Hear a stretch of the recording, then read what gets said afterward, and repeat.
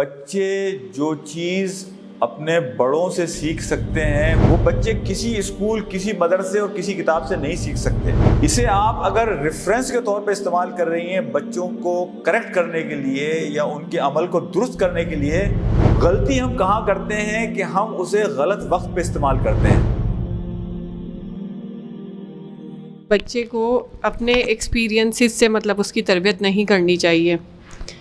جس طرح آپ کہہ رہے ہیں کہ جیسے ہم نے لائف گزاری ہے، ہم یہ نہ سوچیں ان کی ایگزامپلس دے کے ان کی تربیت نہ کریں۔ تو میرا اپنا ایکسپیرینس میں بتا رہی ہوں کہ میرے لیے میری دادی اور میرے ابو رول ماڈل ہیں۔ تو میں بہت سی جگہ زیادتی کر دیتی ہوں اپنے بچوں کو ان کی مثالیں دے کر، اور مجھے یہ لگتا ہے کہ میں اپنے معاملات سے، گھر کے ہیں، ہسبینڈ کے ہیں، بچوں کے ہیں، سسرال کے ہیں یا میکے کے ہیں، میں بہت مطمئن ہوں۔ لیکن سم ٹائم بہت ہائپر ہو کے میں بچوں کو ایگزامپلس دینے میں ان کا اپنے ایکسپیرینسز یا اپنی لائف کا استعمال کرتی ہوں۔ جیسے آپ کہہ رہے ہیں کہ ان کو اپنے طریقے سے جیسے ہماری تربیت ہوئی ہے ویسے نہ کریں، وہ مجھے لگتا ہے 80% وہ میری نیچر بن چکی ہے۔ جس طرح میری تربیت ہوئی وہ چیز میں ان پہ مسلط کر دیتی ہوں سم ٹائم۔ اس کا کیا حل ہے؟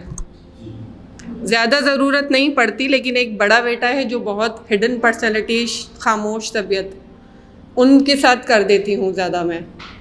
یہ بات بھی ایک بڑی اہم ہے کہ بچے جو چیز اپنے بڑوں سے سیکھ سکتے ہیں وہ بچے شاید دنیا کی کسی کتاب سے نہیں سیکھ سکتے۔ تو میں تو اس بات کا بہت بڑا ایڈوکیٹ ہوں کہ بچے ماں باپ کے ساتھ جب ڈائننگ ٹیبل پہ بیٹھتے ہیں کھانے کے لیے یا دادا دادی کے ساتھ بیٹھ کر کچھ وقت گزارتے ہیں، بچے جو لائف ایکسپیرینس ان سے سیکھ سکتے ہیں اس وقت وہ بچے کسی اسکول، کسی مدرسے اور کسی کتاب سے نہیں سیکھ سکتے۔ تو یہ ایجوکیشن کا یہ دروازہ تو ہمیں ضرور کھلا رکھنا چاہیے اور اسے استعمال بھی کرنا چاہیے۔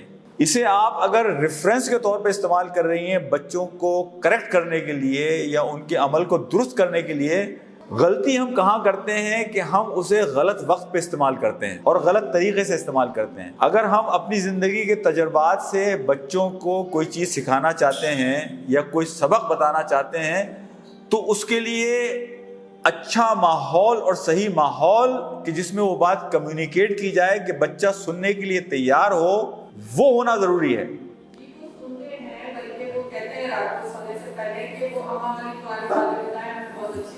بہت اچھی ہے تو ضرور شیئر کریں۔ مجھے جیسے ہسبینڈ کا اتنا انٹرسٹ نہیں ہوتا، مجھے فیل ہوتا ہے مجھے تو سر میں درد ہو رہا ہے کہ ان کا اما نامہ اور یہ ختم نہیں ہوتا۔ فری ٹائم میں سونے سے پہلے سم ٹائم بچے فرمائش کرتے ہیں اور سم ٹائم مجھے لگتا ہے میں خود بھی اپنے یہ باتیں مسلط کر دیتی ہوں۔ مجھے خود آپ کہہ سکتے ہیں کہ روحانی سکون ملتا ہے، اور میں نے فیل کیا بچے بھی انٹرسٹ لیتے ہیں، لیکن بڑا والا بیٹا ہے کبھی نہ ملے تو میں تھوڑی زبردستی کر دیتی ہوں۔ ہاں، بس یہ ہے کہ زبردستی نہ کریں۔ میں یہی بات کہنا چاہتا ہوں کہ دیکھیں کمیونیکیشن جو ہے نا 2 وے ہوتی ہے۔